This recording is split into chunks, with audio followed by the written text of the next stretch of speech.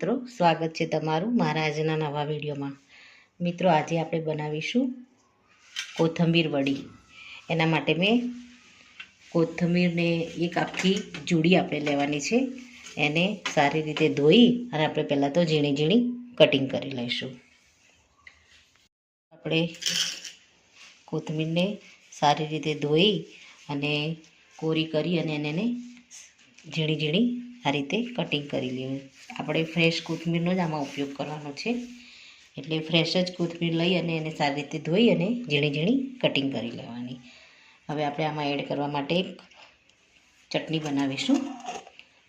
સૌ પહેલાં આપણે મિક્સરમાં સિંગ 8 થી 10 કળી આપણે લસણ લીધું છે, આદું આપણે લઈશું અને મરચાંને આપણે આની અંદર ક્રશ કરી લઈશું। ચાલો મિત્રો, એક મિક્સર જારમાં આપણે સૌ પહેલાં અડધો કપ જેટલી આપણે સિંગ એડ કરી દઈશું। એમાં આપણે 8 થી 10 કળી આપણે લસણ લઈ લઈશું। લીલા મરચાં આપણે એડ કરીશું। આપણી પાસે મરચાં લીલા અને થોડા પાકી ગયા છે, એનો આપણે આમાં ઉપયોગ કરી લઈશું। અને ટેસ્ટ મુજબ આપણે આમાં આદું એડ કરીશું। ત્યારબાદ આપણે આમાં 1 ચમચી જેટલું જીરું એડ કરીશું અને આખા ધાણા આપણે લઈશું, એ પણ આપણે 1 ચમચી જેટલા લઈશું।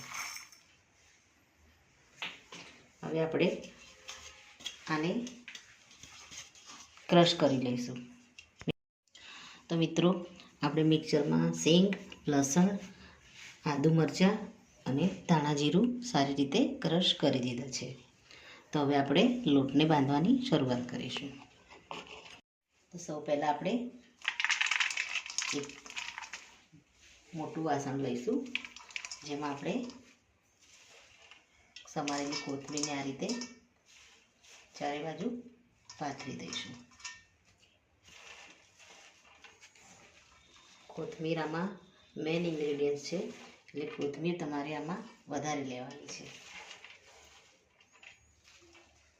તમે મોટી એક જોડી કોથમીર આમાં ઉપયોગમાં લઉં છું। હવે આપણે આમાં લોટ એડ કરીશું।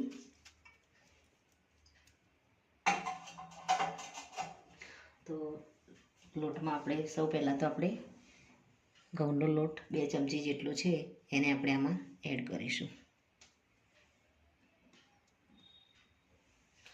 ત્યારબાદ 2 ચમચી જેટલો આપણે બેસન લઈશું, ચણાનો લોટ।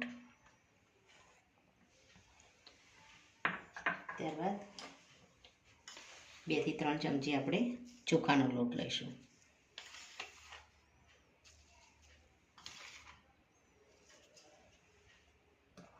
ત્યારબાદ આપણે જે સિંગને આપણે પીસીને રાખી છે, એ મિક્સરને આપણે આમાં એડ કરી દઈશું।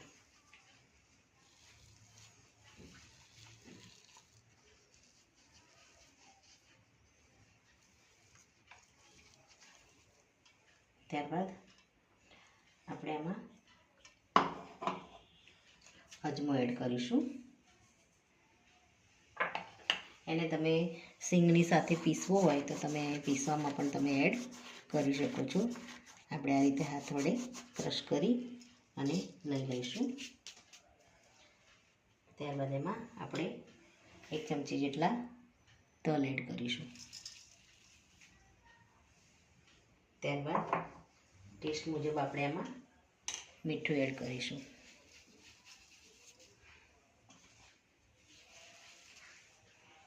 ત્યારબાદ આપણે એમાં હળદર એડ કરીશું અને લાલ મરચું એડ કરીશું। હવે બધી જ વસ્તુને આપણે સારી રીતે મિક્સ કરી લઈશું। એકવાર સારી રીતે લોટ સાથે બધા મસાલા મિક્સ થઈ જાય, ત્યારબાદ આપણે થોડું થોડું પાણી એડ કરી અને આનો એક કઠણ લોટ બાંધીશું। કોથમીરમાં પણ પાણી છૂટશે એટલે આ રીતે મસળી અને કોથમીરમાં જેટલું પાણી નીકળે એટલું લોટ સાથે આપણે મિક્સ કરી દેવાનું છે. આ રીતે મસળી અને આપણે થોડું પાણી એડ કરી અને લોટ તૈયાર કરીશું. લોટ થોડો આપણે કઠણ તૈયાર કરી દીધો છે. હવે આપણે આમાંથી વડી બનાવીશું. સૌ પહેલાં તો હાથને તેલથી થોડો ગ્રીસ કરી દઈશું અને લોટ ઉપર આ રીતે ફેરવી દઈશું. તમે આને કોઈ પણ શેપમાં બનાવી શકો છો. તમને જે પણ શેપ પસંદ હોય એ શેપમાં તમે આને બનાવી શકો છો. આપણે આને ચોરસ શેપમાં બનાવીશું. તમે આને કોઈ પણ તમારો મનપસંદ શેપ તમે આપી શકો છો. આ રીતે આપણે સ્ક્વેર શેપમાં બધી જ કોથમીર વડીને બનાવી અને તૈયાર કરી દઈશું. મિત્રો આપણે હાથની મદદથી કોથમીર વડી બનાવી અને તૈયાર કરી દીધી છે.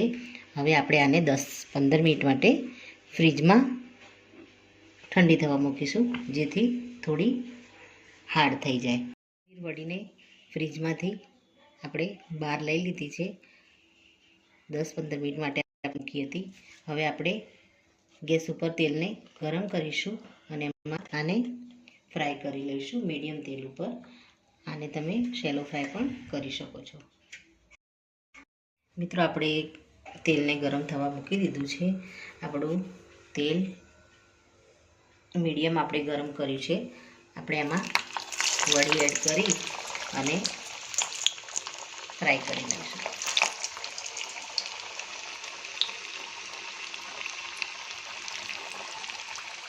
આપણે ગેસને મીડિયમ રાખીશું અને અત્યારે આપણે ફેરવીશું નહીં. નીચેની સાઈડ થોડી ફ્રાય થાય પછી આપણે આને પલટાવીશું.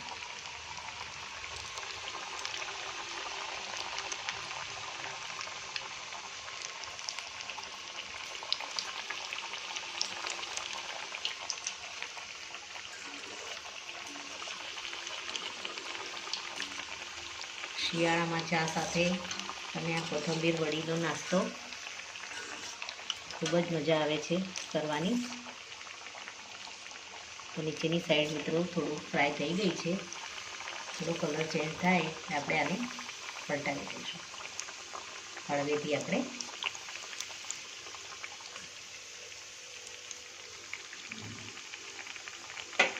બંને બાજુથી આપણે સારી રીતે આને પલટાવી અને ફ્રાય કરી લઈશું.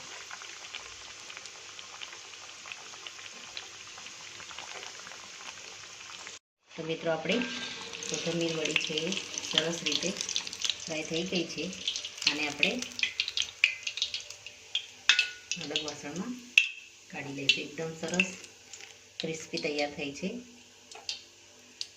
આ રીતે આપણે બધી જ કોથમીર વડીને ફ્રાય કરી લઈશું. તો મિત્રો રેડી છે ગરમા ગરમ કોથમીર વડી. તો મિત્રો આ સાથે મારો આ વિડીયો અહીં પૂરો થાય છે. મિત્રો મારા વિડીયો જો તમને ગમતા હોય તો તમારા ફ્રેન્ડ અને ફેમિલીમાં જરૂરથી શેર કરો, લાઈક કરો અને કમેન્ટ જરૂરથી કરો. ફરી મળીશું એક નવા જ વિડીયો સાથે. ત્યાં સુધી આવજો મિત્રો.